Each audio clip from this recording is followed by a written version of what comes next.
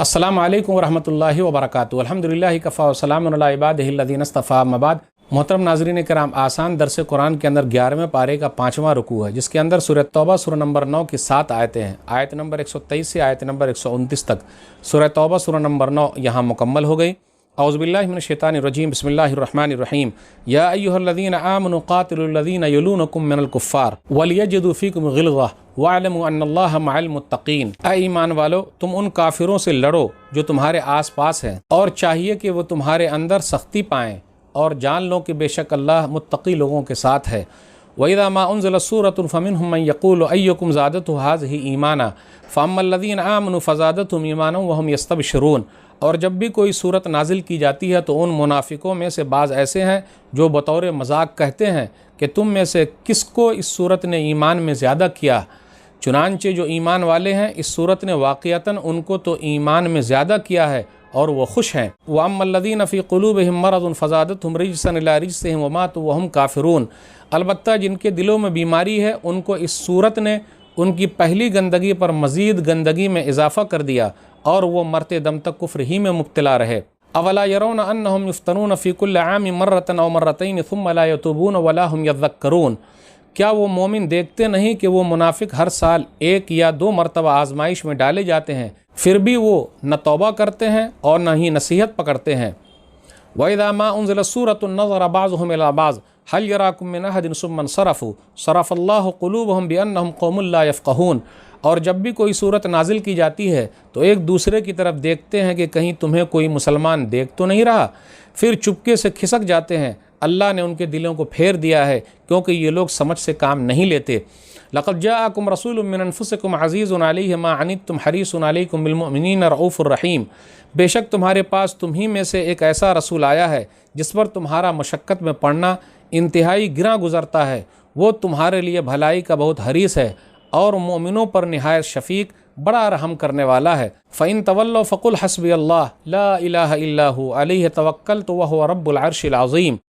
फिर भी अगर वो मुँह फेर लें तो ऐ नबी सल्लल्लाहु अलैहि वसल्लम कह दीजिए, मुझे अल्लाह ही काफ़ी है, उसके सिवा कोई माबूद बरहक नहीं, उसी पर मैंने भरोसा किया और वही अर्श अज़ीम का रब है। नाज़रीन इकराम, आसान दर्स कुरान के अंदर 11वें पारे का 5वां रुकू है, जिसके अंदर सूरह तौबा सूरह नंबर 9 की आखिर की 7 आयतें हैं। आयत नंबर 123 से आयत नंबर 129 तक सूरह तौबा सूरह नंबर 9 अल्हम्दुलिल्लाह यहाँ मुकम्मल हो गई।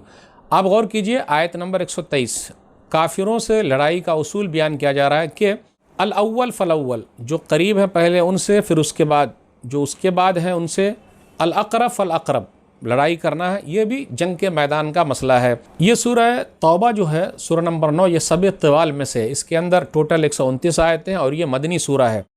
नबी सल्लल्लाहु अलैहि वसल्लम ने क्या किया, पहले मक्का और ताइफ, उसके बाद यमामा, यमन, हिज्र वग़ैरह काफिरों से आप सल्लल्लाहु अलैहि वसल्लम लड़े हैं और मुसलमानों को अल्लाह ताला ने गलबा अता किया है, और उसके बाद अरब का सारा कबीला इस्लाम के अंदर दाखिल हो गया। अब उसके बाद ये कहा जा रहा है कि अहले किताब से, तो नबी सल्लल्लाहु अलैहि वसल्लम 9 हिजरी में ग़ज़वा तबूक के लिए गए। वहाँ पर शाम जो अहले किताब का मरकज़ था, आप सल्लल्लाहु अलैहि वसल्लम ने तैयारी की। ये अलग बात है कि वहाँ लड़ाई नहीं हुई। अब सहाबा की हकीकत बयान की जा रही है, वलियजिदू फ़ीकुम ग़िल्ज़ा, कि वो लोग तुम्हारे अंदर सख्ती पाएँ। सहाबे कराम की सिफत यह है।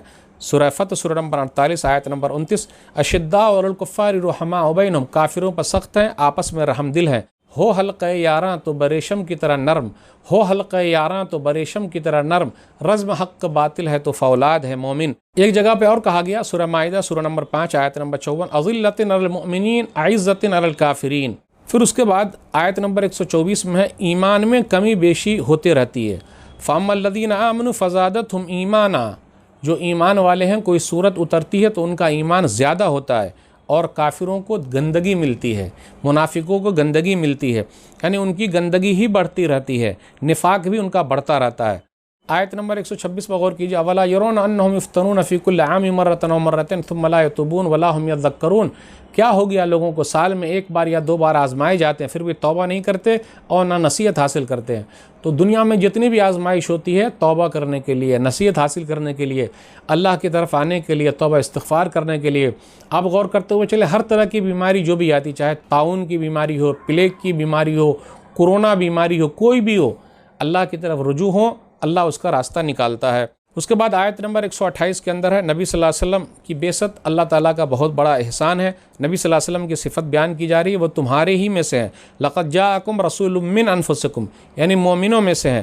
پھر یہ کہا جا رہا ہے کہ مضرت کی بات، تکلیف والی بات انہیں گراں گزرتی ہے، ہر قسم کی تکلیف جو تمہیں پہنچتی ہے انہیں اچھی نہیں لگتی، اس لیے اسلام جو ہے وہ آسان دین ہے۔ کہا جاتا ہے ان ھذا الدین یسر، حدیث کے اندر آیا، صحیح بخاری کتاب الایمان حدیث نمبر 39، کہ دین آسان ہے۔ ولن یشاد الدین احد الا غلبہ، جو دین میں سختی کرے گا تو دین اس کے اوپر غالب آ جائے گا، یعنی وہ پریشان ہو جائے گا، پوری طریقے سے عمل نہیں کر پائے گا۔ اس لیے دین آسان ہے، آسانی والی چیز لیتے جائیے، جو پریشانی ہے اس کو دیکھیں گے پوچھ لینے کا، تاکہ پریشانی حل ہو جائے۔ نبی صلی اللہ علیہ وسلم کی یہ صفت بیان کی گئی کہ تمہارے فائدے کی یہ خواہش مند ہے، ہدایت کے لیے یہ بہت پریشان رہتے ہیں۔ کانٹا چبھے کسی کو تو تڑپتے ہیں ہم امیر، کانٹا چبھے کسی کو تو تڑپتے ہیں ہم امیر، سارے جہاں کا درد ہمارے جگر میں ہے۔ امیر مینائی نے کہا تھا کہ کسی کو بھی تکلیف ہو لیکن درد ہمارے دل میں ہوتا ہے، یہ نبی صلی اللہ علیہ وسلم کی صفت ہے۔ لوگوں کو تکلیف ہو اچھا نہیں لگتا، مومنوں کو تکلیف ہو اچھا نہیں لگتا۔ اس کے بعد آخری آیت نمبر 129، حسبی اللہ، اللہ ہی کافی ہے، لا الہ الا، وہی معبود برحق ہے، علیہ توکلت وہو رب العرش العظیم، اسی پر میں نے بھروسہ کیا، وہ بڑے عرش عظیم کا مالک ہے۔ تو یہ دعا کو پڑھتے رہیے۔ یہ چند باتیں تھی، اللہ سے دعا ہے کہ اللہ تعالی ہم لوگ قرآن کریم کو پڑھنے، سمجھنے، عمل کرنے اور لوگوں تک پہنچانے کی توفیق دے، آمین۔ والسلام علیکم ورحمۃ اللہ وبرکاتہ۔